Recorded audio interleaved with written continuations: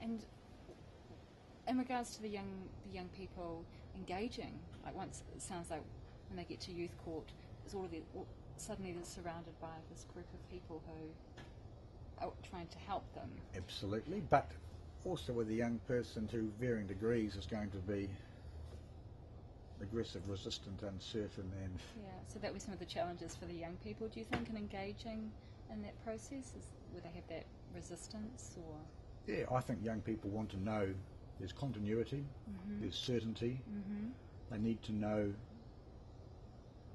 in one sense, who's in charge of the team, that person's going to be there. We know that continuity of judge, that staying with a young person is really important, Yeah. and that young people respect people who are honest, speak directly, don't try and solve everything at once, and who can deliver on what they say.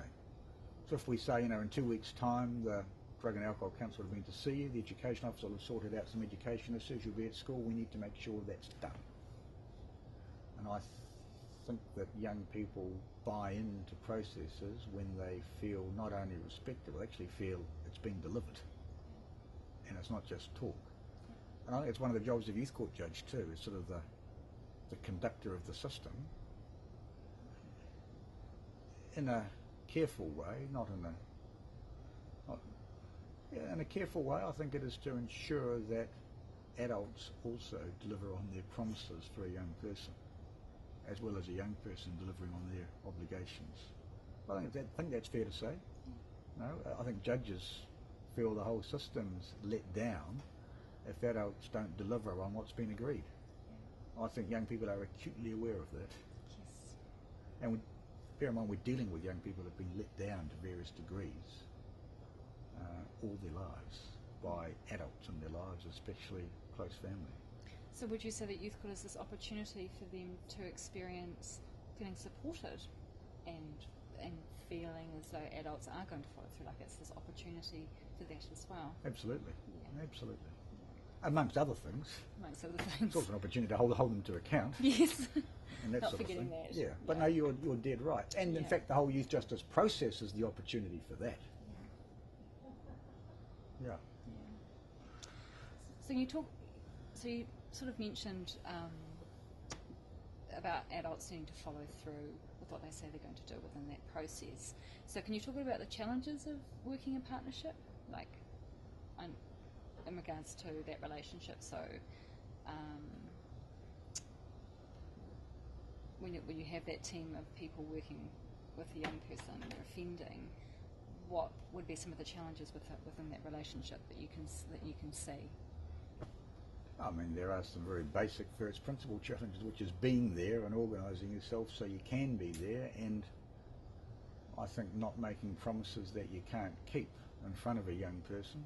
I remember once early on in my time about to say to a young person who breached their bail, about to say this was the last time it would happen, otherwise there'd be consequences. And before I did, she said, "I know what you're going to say." And she basically repeated word for word what I was going to say. I said, "How did you know that?" She said, "Well, the other 6 judges who see me have said the same thing too, but nothing's ever happened." I looked back over the file, and sure enough, there were 5 or 6 judges, just by virtue of the way the roster was organised in the adult system.